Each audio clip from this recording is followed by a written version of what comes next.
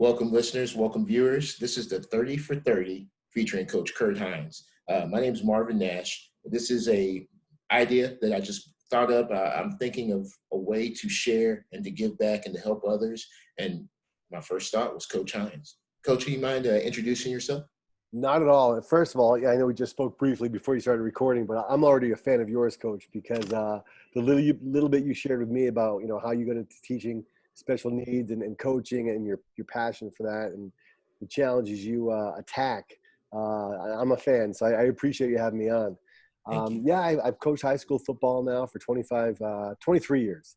I've been teaching elementary school for 25 years, and love everything about it. The weight room, the game planning, the chess match, everything that goes with it.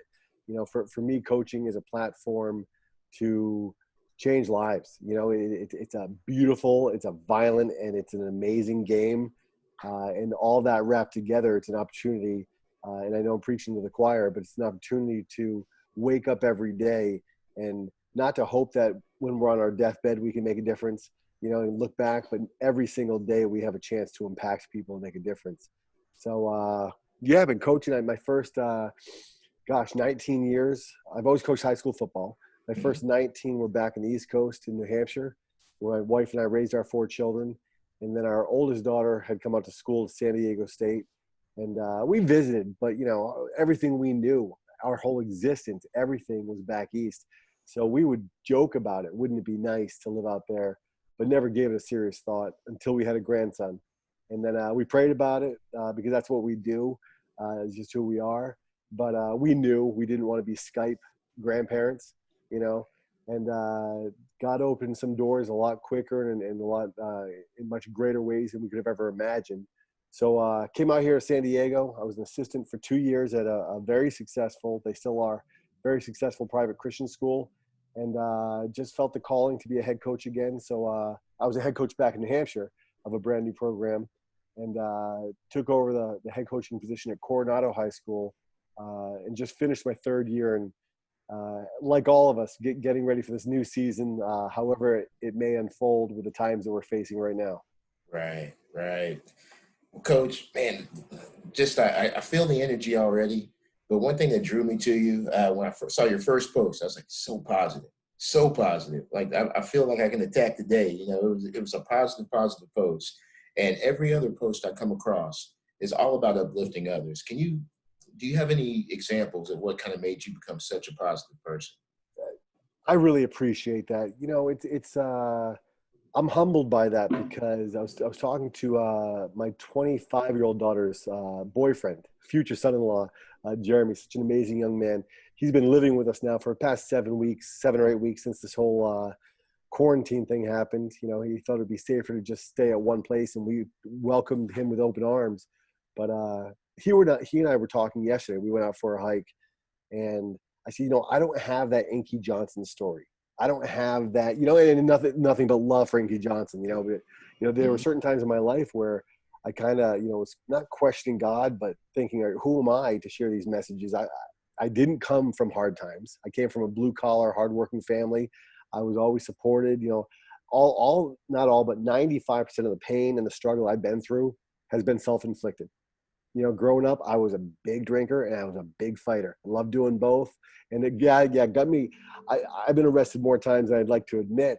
But all blessings, because it really makes me a better coach, not better than anyone else, but better than I would have been.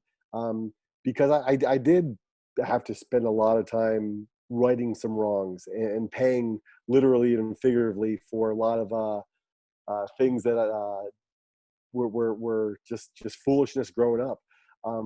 So for me, once again, just the positivity comes from a life of being blessed. It's just, teaching elementary school. I've taught for 25 years. My wife and I were speaking about this just the other day. My first 2 or 3 years teaching, college degree, I had my bachelor's. We were on food stamps back in New Hampshire. And that was humbling. I remember sleepless crying nights, and my wife, God bless her, was the one that did and still does 95% of the shopping. She doesn't let me go with her anymore because I embarrass her. So she's a smart woman. But, there were times where I thought, man, this isn't right. why are we on food stamps? And it was so, I don't want to say humiliating, but that's how I felt, humbling. And then it was, it was my wife, the one that said, hey, listen, don't feel like, because I didn't feel like a man. I felt like less of a man. I wasn't providing well enough for my family. And she said, this is what it's there for. It's there for people that need a little boost, a little something. And it took us, 2 or 3 years, and then we kind of got out of that hole and started making a little bit more money. But we're at a place now where, we don't have a lot of savings. Retirement's a great word we hear people throw around. Don't know if we'll ever be able to do it.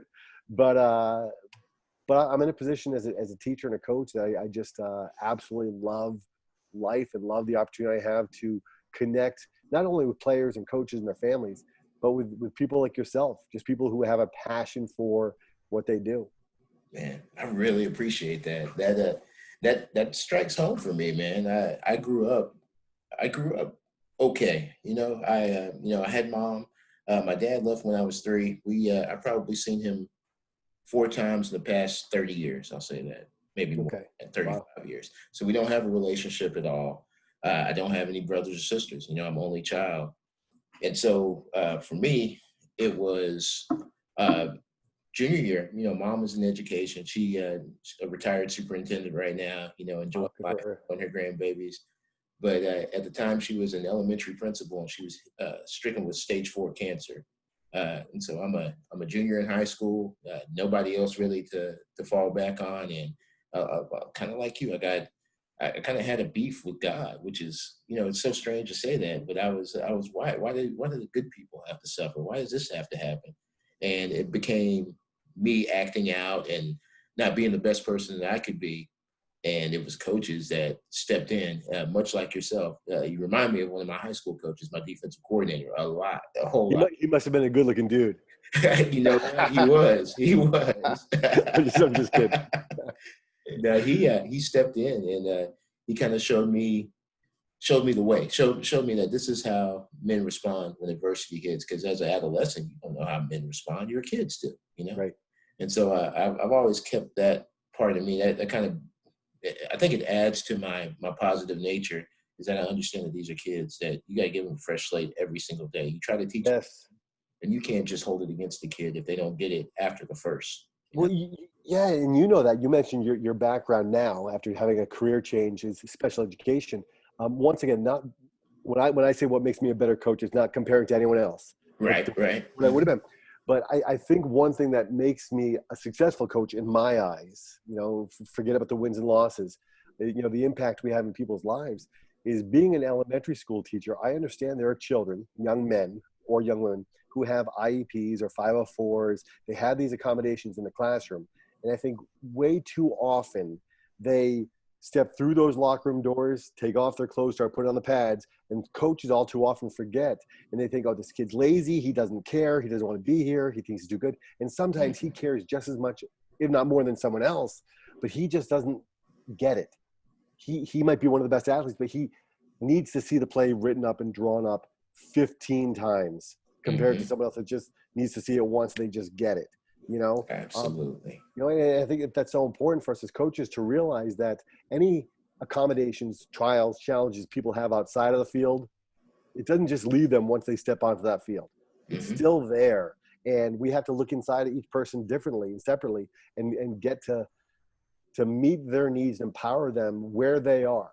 I think one of the best things we can do as coaches is love our players enough to accept them for who they are, but not let them stay where they are. And that could be academically, athletically, spiritually, whatever it is that we feel like, God's kind of calling us to pour into them. Absolutely. Coach, I couldn't agree more. I think raising the bar, you raise it high enough, you'll lose the people who choose just not to conform. Because there's a big difference between some who aren't able to or don't understand and those who just, I'm not going to do it. It's absolutely between those two kids. But when you raise the bar really high, the ones who really want to reach there, if you're teaching them the right way, they'll get it. I think, and this is just my experience with special education teachers in general, some of the most beautiful people in the world, because they can see you for who you can be, not so much who you're just presenting at the moment, Yeah. It kind of it puts it all in perspective because it comes all the way around. This might shock some people, but I'm a black man. I'm a African American Like, what? in the United. What? Yeah, I yeah. thought the It's color not. was off on my computer. It's my Zoom background. That's fantastic. Yes. No. It's it and it's amazing how so many people judge a book by the cover that they see. Yeah. They never bother to hop into the contents. And you had a recent post, uh, the Ahmaud Arbery deal. I'll just speak on Yes. that real quick. Man, that hit home for me. My 14-year-old son, he's about 6'1" and a half. He's about Wow. 165, almost 170. He's athletic, sweetest kid in the world. He's a yes sir, no sir, yes ma'am, no ma'am kid, just how he's raised. His mom doesn't play, neither do I, but she really doesn't play. But he can be judged just by his size. Yep. He's big in the theater. He's an athlete, of course, but he's big in the theater. He's big. He loves English. He loves to read, but he can be judged based upon strictly his appearance. And so when that happened, we live in a pretty decent neighborhood, not a bad place, but I'm afraid to let him go walk our pug by himself. It's one of Yeah. those things, and a lot of people don't understand that conversation. I had a couple years ago. I taught at a Christian school, really really nice school, very affluent. I was the only black person on campus, student or or teacher or Wow. faculty member, but I loved it there, and they loved me. They treated me very very well. But teaching my government class, and we were talking about the amendments, and I talked about the 13th Amendment. And I'm going to kind of step outside the box and see how there might be some bias to that it might be a little institutionalized as far as the way things are set up, where some people don't get the same opportunities as others. And Right. so they looked at it from a different perspective. But I mentioned something about I was like, anybody ever have the talk with you guys? And they kind of giggle. They're like, oh, that talk? I'm like, no, not that talk. This talk that you have to make sure you carry yourself with a smile on your face if you walk around. Make sure you take your hood off when you enter a business. Make sure you don't have your earbuds in so you can hear people talking to you. If you see a police officer and they stop you, you just stop and be very polite and say yes sir, no sir, just like I always taught you. And no matter what happens, just make sure you're compliant enough to come home. We'll sort anything else out from there. And they Yep. never heard that talk before, but that's a talk I had way back in the early 80s with my mom. And Yeah. it hasn't changed yet. And I want to know, what can we do as influencers, because that's who we are. We're coaches. We influence more people Yep. than some people than anybody else in a lifetime will. How can we change the view? Because those problems don't happen all the time in the locker room. Almost never. It's a melting Right. pot. So what can we do, Coach, to make that better? Well, I think you already, for me, you hit the nail on the head as far as we need to realize the platform we have as coaches. And a platform, even if coaches aren't on social media, well before social media, we have a platform. We have a captive audience of young men. And once again, I always say young women because over 23 years I've coached now, I've had about 5 young women I've coached, who most of them play football because they want to. Every so often a parent may say, hey, you have to play something. But I think we have a biased opinion. Football's not easy. And they have to play something and they don't want to play football. They're going to go out for something else. A little less painful, a little easier. I think we need to use our voices. I think people shy away from those hard conversations. And I actually, one of the coaches on my staff here in Coronado is a black man. We have, I think, about 12 coaches on our staff, and 4 of them, currently 4 of them are black. And when Abby, our 25-year-old, started dating Jeremy, my future son-in-law, who is truly one of the greatest young men I've ever met, just loves God. He's just a beacon of light. Just you can see it in his eyes, his smile. I asked my coach, Phil, I said, do you consider yourself black or Native American? And he looks at me and he goes, Coach, I said Native. My wife's going, not Native American, African American. Sorry, I said black, African American. And he looks at me and he goes, Coach, I've never been to Africa. He goes, I'm black. And I think sometimes people we are so PC in a world sometimes that we're afraid to broach things and say things. And I think we just need to be transparent. And yes, I see color. And as I said in the video, it's not a bad thing to see color. It's not a bad thing to see religion or gender or whatever. It's bad when we use that lens and we start treating people differently. So I think what we have to do with our players and those we teach is have those honest conversations, and not feel guilty for it. But, when I talked about some of the trouble I got into growing up, the biggest trouble I got into, I was on probation for 3 years. My parents, and once again, they were not well off, but they refinanced their house to pay for lawyer fees and all that stuff. I got into a fight with 3 police officers. Wow. I had to pay for the time they missed out of work. I had, just a whole slew of things. I should have gone to prison. I mean, I went to jail for a few nights. I should have gone to prison for 3 years. It was a felony for each one. I hate to think of it this way, but if I wasn't a white kid at the time fighting back and doing that, and I was a black young man, maybe I would have been shot. And it's crazy to think that. It's crazy to think that, our future grandsons, as you mentioned with your son, may not live in a world where they can go out and walk down the street and not have to look over their shoulder or wonder, hey, I'm walking by a certain whatever, house, store, business, whatever, and this may not be safe for me. I think the best thing we can do as coaches is not avoid those tough conversations. And at the same time, and I'm speaking about, for myself as a white man, not try to claim that we understand. Once again, Jeremy, we went on a walk the other day, and I told him in the 7 weeks he's lived here, been here every day, we're sharing meals together, we're working out together, we're having great conversations. I had high school, few, not many, college teammates that were black, some of my best friends, but in college and stuff, man, our best friends, we were hanging out, drinking, and just partying all the time, and playing football. We weren't having those deep conversations. So now God's opened a door for me and for our family, for me to know someone who's seen struggles and similar as you said, he never knew his father. His mother raised him and his twin brother. And these guys, went to Ohio State and just are just, once again, just some of the greatest people I've ever met. He and his brother, his mother Kathy's phenomenal. So I think we just need to realize as coaches that we probably have one of the greatest platforms. As you mentioned, it doesn't happen in the locker room. People see people as a football player. They don't care if you're black, white, fat, skinny, tall, redhead, whatever it is. If you can play ball, they want you on the team. They want to have you there. And if you're a selfless player, if you're someone that says, hey, I'll truly play wherever coach wants me to play, then all the better. So I think we need to use that platform and gift we have and continue to foster and develop and build relationships that will then change the world. I'm a firm believer, the word culture gets thrown around all the time. And it's not a bad thing, but I'm a firm believer that culture is built one relationship at a time. It sounds so cliche, but man, I mean, truly, you mentioned it, and I greatly appreciate it, but you've been following me for years on Twitter, and I think I just recently followed you back. So I apologize for just recently following you back. No worries. But in the first 3 minutes conversation we had, Coach, prior to you even recording, I'm like, man, I love this guy.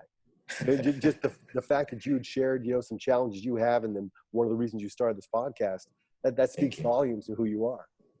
I appreciate that. Thank you. I'm big on being transparent, and I do that with everybody I meet. And I know you said culture is one relationship at a time. I think you build that relationship based on that transparency. So if I'm fake and phony, the kids will be the first ones to recognize it, and they'll call a coach out on that in a heartbeat. Like, coach, you're not even like that. Like, what are you doing? Exactly. Yeah, when I get fake outrage and start yelling and screaming, and that, coach, it's not you. when you're mad, you teach us. That's what it teaches. Exactly. Well, and someone asked me one time, they said, what advice would you give to a young coach? And the more I thought about it, and I've been blessed to coach with some amazing men that know the game, but more importantly, in my opinion, know the platform and the reason we have this platform.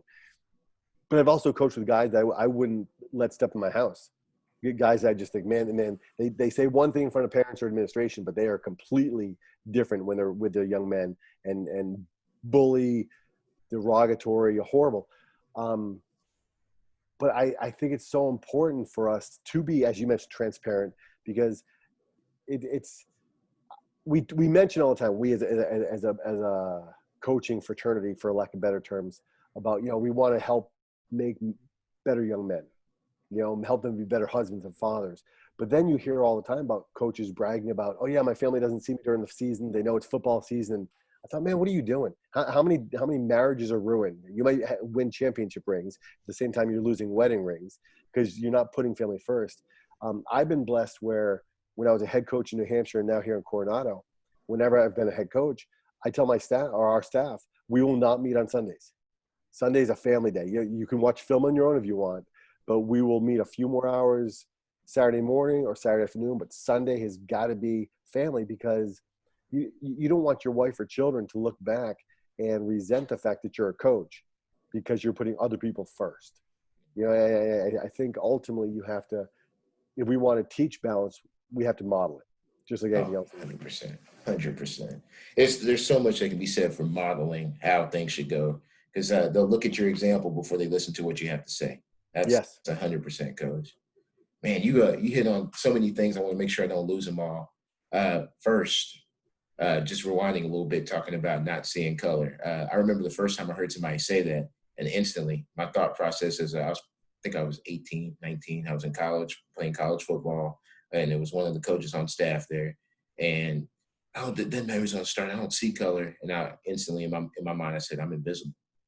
Because if you don't Right. see color, then you don't see me. You don't even take the time to know me. I'm just I'm less than a number to you because I'm invisible. You don't see the very first thing you notice about anybody when you walk towards them. You don't know Yep. what type of shoes they got on. You don't know it's a wedding ring. You don't know it's a fancy watch. You notice what they look like. That's the first thing you notice. And Right.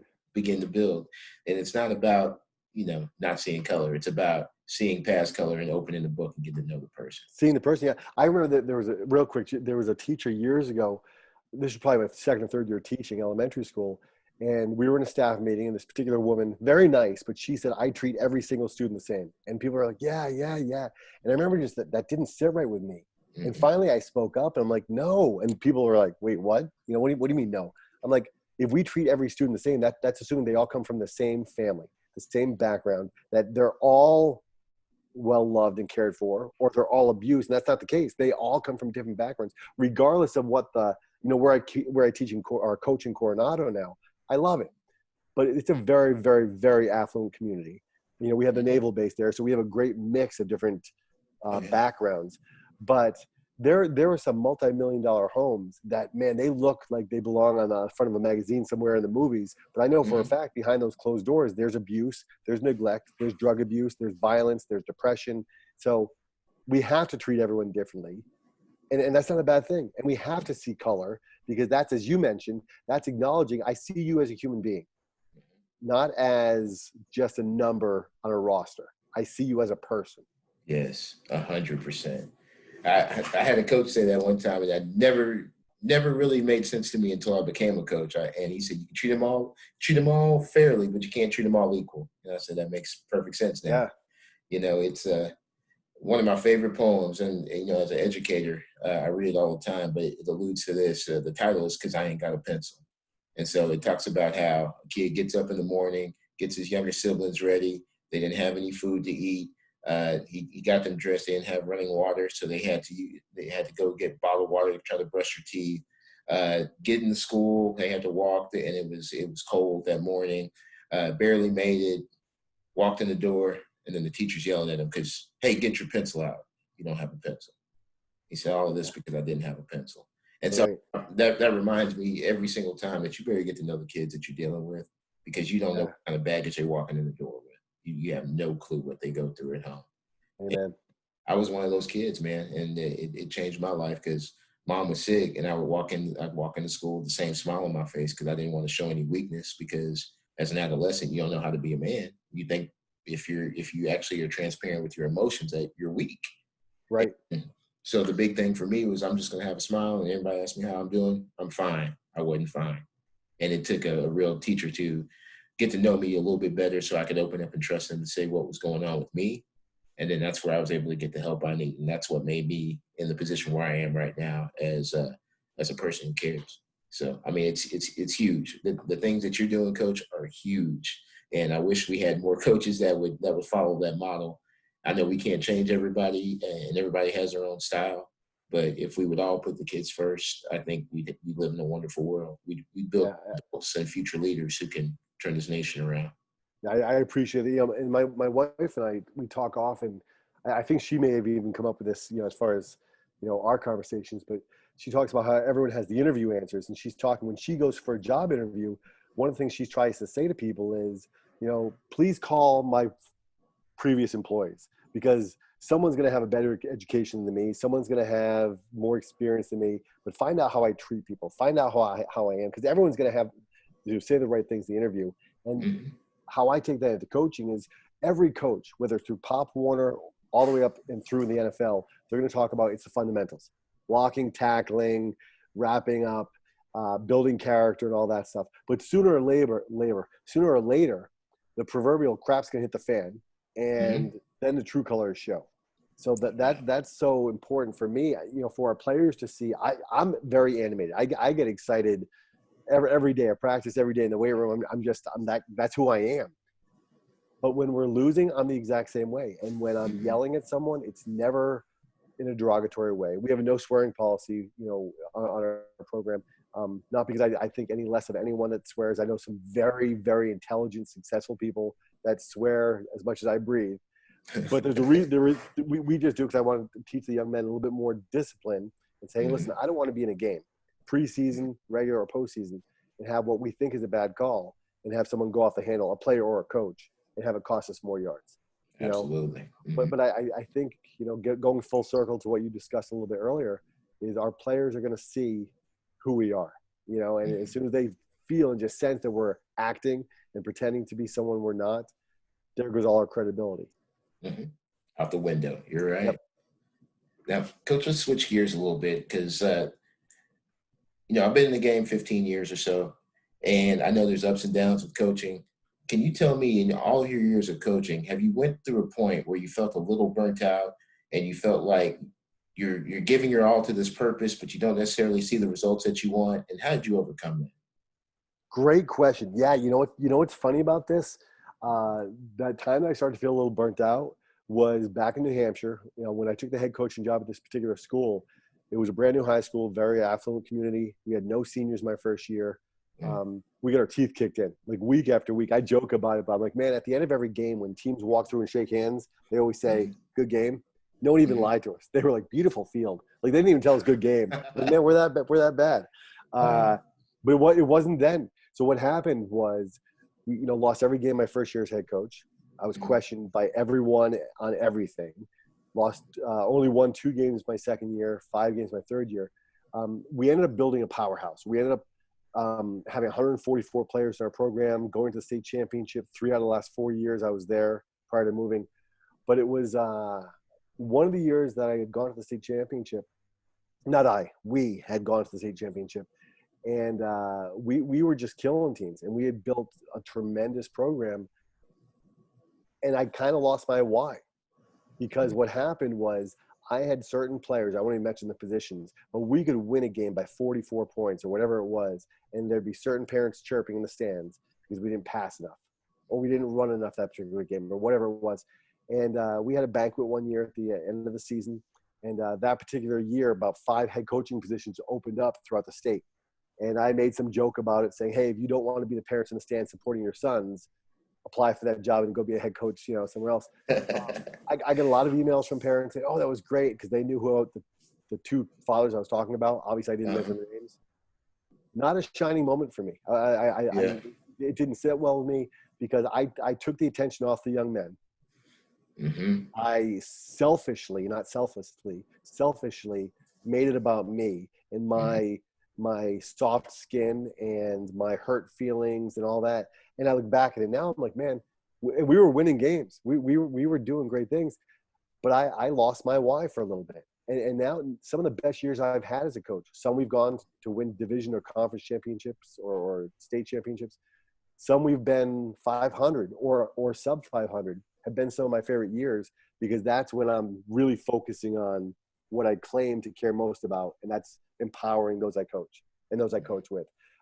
So it's been a number of years now, but that's why I think I'm more on fire about coaching now than ever, because my why just keeps getting stronger and stronger. Every time I talk to a young man who's failing, and then I can help him to get his grades on track, or he's depressed and you can help them steer through one season of their life, that continues to validate for me what I know I've been called to do.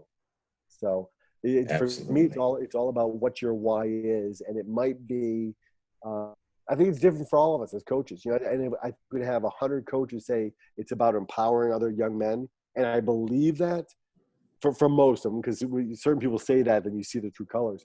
But I think once we get to know coaches on a more personal level, and we will realize, wow, this coach went through some really hard stuff personally, whether it was yourself, a single mom, and no other siblings, and you had to kind of not raise her, but when she was going through the pain and the sickness and everything, be there for her, or whatever it was.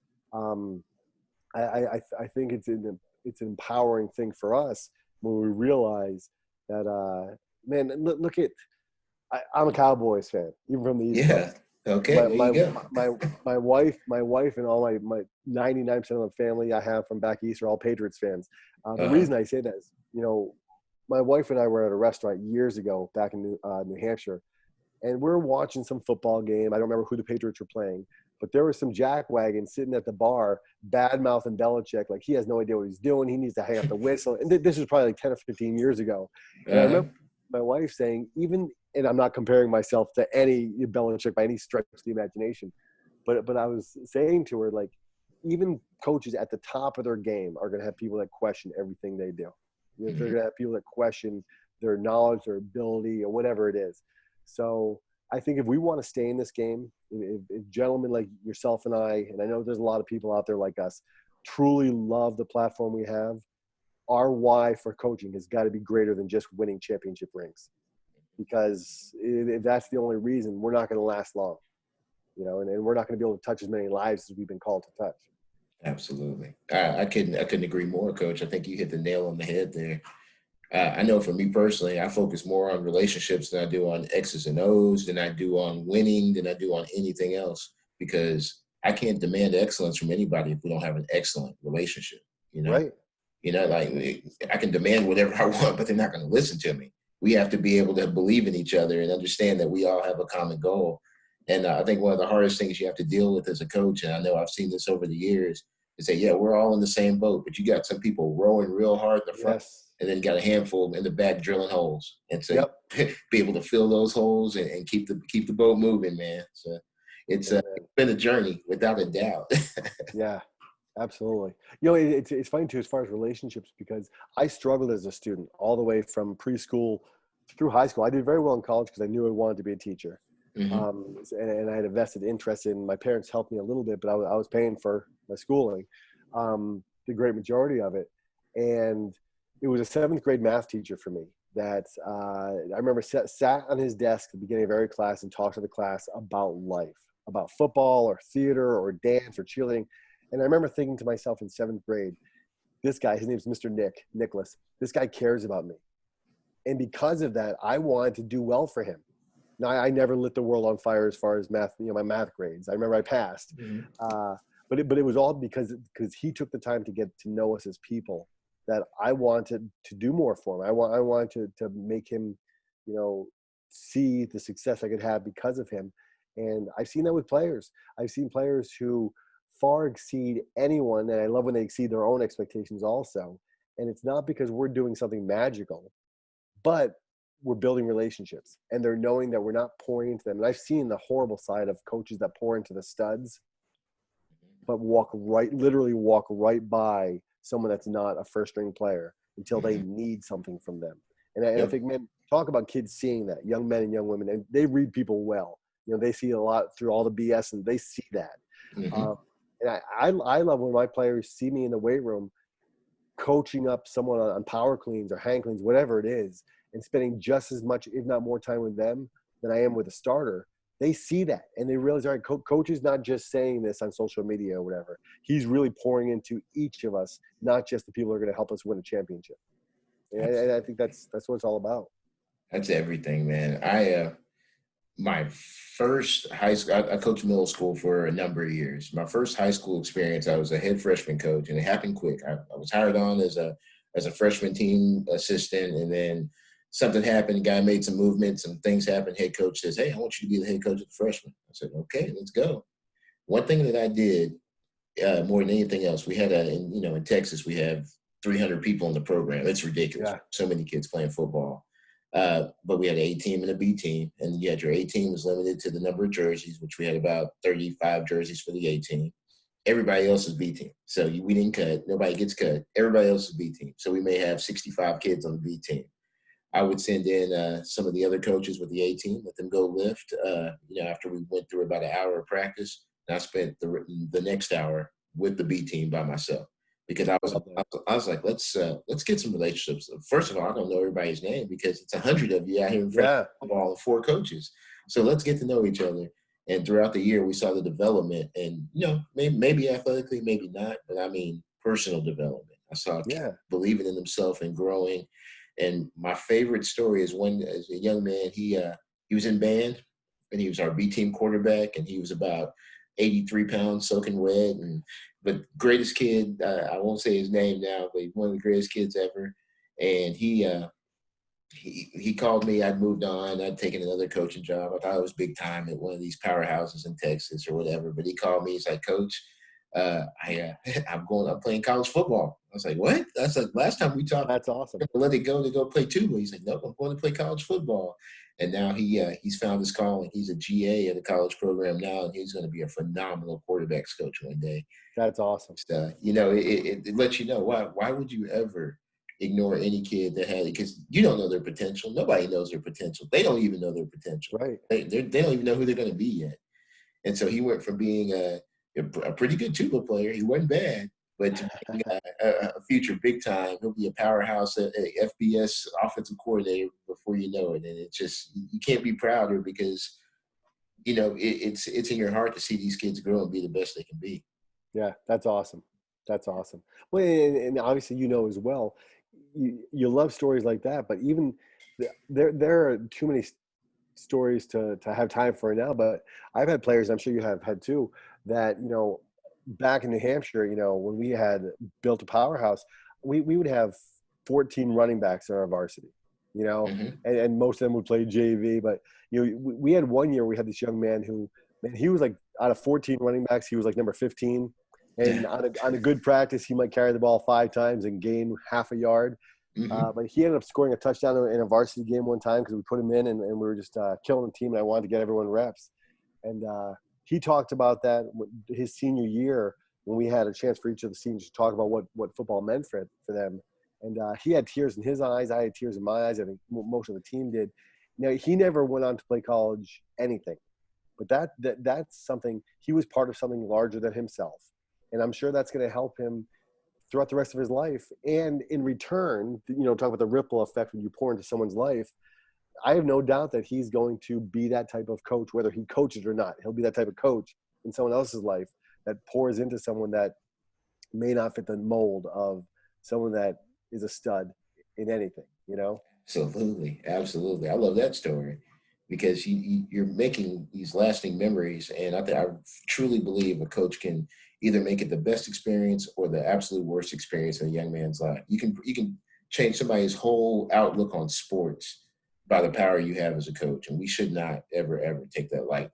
I know we have some guys in our profession that do, but we should never do that. And on that same vein, Coach, one of my biggest pet peeves, I've got a lot of pet peeves. I need to work on that. But one of my biggest pet peeves is when I hear people say, "Oh, sports build character." I'm like, no, sports only build character when coaches intentionally coach character and live it. Because once again, I've coached on some staffs where that is true, and I've coached on some where it's the farthest thing from the truth. And just we wouldn't go into a practice or a game without a game plan. And I think our game plan, I think sometimes, I know in my 23 years, I've overcomplicated things as far as trying to build culture. And the more I focus on culture, the more I realize is it's not about posters on a wall. And there's nothing against posters on a wall. It's nothing about fancy t-shirts. It's about relationships, and without getting preachy to anyone, for me, I grew up Catholic. I spent 14 years in the Mormon church. When I met my wife, she was Mormon. And all that was great to help build me into the person I am now. Now we go to a non-denominational church. It's just a Christian church. And my personal relationship with Christ has never been stronger because I focus on one thing, my relationship with him. That's it. That's huge. Yes. It's not about rules or laws or standards or fitting into some, dress code or whatever. It's just, who do I answer to at the end of every day, and who do I try to live and serve for every day? Absolutely. Absolutely. One of my coaching mentors, man, he always tells me, it's a simple game. He's an older gentleman. He's been probably coached 50 years or so, but he always says it's a simple game. We overcomplicate it. He's like, I'm not Yes. talking about football. I'm talking about life. It's a simple. Hmm. We overcomplicate it. I say you're 100% right, coach. 100% right. Yeah, absolutely. Now, Coach Hines, I got one last question for you, and it's going to kind of put you on the spot, but that's kind of on purpose. I love it. Um, this is, it's the 30 for 30. You're going to define your title for this 30 for 30 video cast, podcast / YouTube video. So if you have a mission statement, something that defines you in one sentence, what would it be? As much as I care about the game, I care more about the people. Mm, mm, Yeah, I think for me that would be it. That's someone asked me one time, and it kind of just came out like that, but I'll never forget it because I'm, as I mentioned in the very beginning, I love everything about this. When I meet with parents, especially the moms, I'm like, listen, this is a violent game, and you can see some moms, and I'm still surprised when they're surprised. I'm like, it's a uh-huh. violent game, it's a brutal game. And I do let them know it's safer than ever, for so many reasons. Yes. But I love the chess match. I love everything about it. But as much as I love the game, I love the people. I love the platform because that's what it's all about. I've coached with some friends of mine. I played college ball that were on my staff when I was a head coach in New Hampshire. And this one guy, I mean, he could remember games from our sophomore year in college. He's like, "Do you remember this?" And remember every little detail. I'm like, I don't. I don't know if I was too concussed or whatever it was, but Uh-huh. I remember the people. I remember, the old adage: people will remember what you say, or they won't remember what you say, but they'll remember how they feel when they're around you. I'm a firm Yes. believer in that. It's just, when I walk into a room, whether it's my home, my classroom, the weight room, our team room for meetings, the locker room, I want people to go and just know things are gonna be okay. Whether we're Mhm. winning, losing, whatever it is, I just want them to feel something different. That's huge. That's huge, Coach. And again, like I said, I've been following you for years, and when I'm very selective on who I follow too. Right now, I only follow people who are positive and inspirational. And because I'm also the recruiting coordinator for my high school, I follow all these college coaches. There you go. That's all Smart man. right now. But with like I said earlier, when as soon as I started seeing the content you were putting out, I said this is somebody that I would love to talk to one day. So this is an honor. This is awesome. Well, no, truly, the honor is mine. I'll say one more just quick thing here. Uh, Stephen Covey is an Yeah. old school author and speaker and whatnot. But a friend of mine who I met out here uh, through church had shared one of his writings talking about ego. And I want to make sure I'm giving credit. This is Stephen Covey. All But right. talked about ego, and whenever I heard the word ego, I always thought about the cocky, arrogant. And I love football, but there's a lot of cocky, arrogant coaches out there Big because of time. the logo they have or the school they coach for. They think they're better and all that. Mm-hmm. Um, but he described ego as every time we edge God out, ego. And for me, Ooh. that was a paradigm shift. So, see, my wife's over here. It's not Stephen Covey. She's right. It's Wayne Dyer. Wayne Wayne Dyer. Dyer. Yes, Okay. thank you. Okay. I married up, by the way. I outkicked my coverage. Yes, Um, sir. thank you, hon. Wayne Dyer, but same thing, different author. But Mm-hmm. and for me, that was a paradigm shift because when I get asked to speak, I was blessed to speak in the Bahamas of all places a few months back for ADT Securities, and when they first approached me, I was like, who am I to I'm not this guy. I'm not that guy. I'm not that woman, whatever. And Mm-hmm. it kind of slapped me upside the back of the head of, hey, stop edging God out. If you're Yeah. called to do something, if you're called to a certain school or a certain platform, trust God and go with it. Stop questioning or doubting your abilities and just know that if we do our part, I'm a firm believer in the saying, God will help you move mountains, but don't be Mm-hmm. surprised when he hands you a pick and a shovel. We Yes. got to do the work, Uh-huh. but then also realize that, we're not God. We're not in control, that, we've got to do our part, but he's going to help move mountains for us. Um, but it's really helped me to let go of my ego. I don't ever think I've been cocky or arrogant, although I think some people that don't know me may feel that way. Mm-hmm. But I have definitely had an ego in the sense that I've edged God out.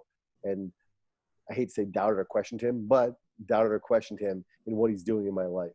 So the older I get, a little bit wiser sometimes, it helps me to appreciate more just trusting him and just taking every day as the gift that it is. Amen. Amen. That hits home more so in these times than anything else. Be thankful for every day and take it as it is, and don't edge God out. I won't ever forget that now. Thank you. Well, Wayne Dyer again. So thanks my wife.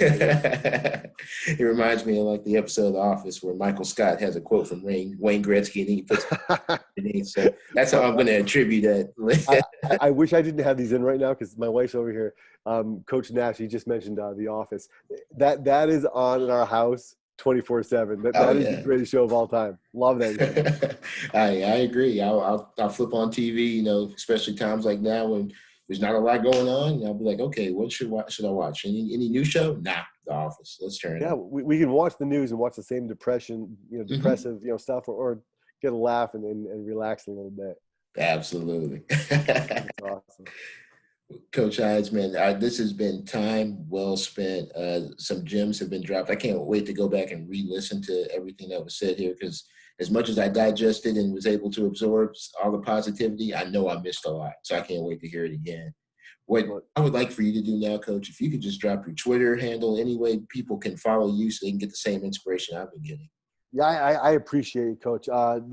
My Twitter and Instagram and all that is Coach Kurt Hines. So Coach KurtHines. I have a CoachKurtHines.com website for speaking events and things like that. And then our podcast that I do with a friend of mine is For What It's Worth Coaching Podcast. And he's a baseball guy, but very like-minded like yourself, just loves people and loves the opportunity to just share his passion with people. Fantastic. I can't wait to listen. Thanks, Coach. I appreciate that. I appreciate you. Yes, sir. Well, enjoy and stay safe in these times, and look forward to connecting with you soon. Hey, you're awesome, Coach. God bless. We'll talk soon. God bless, Coach. Thank you. All right. Take care. Sir.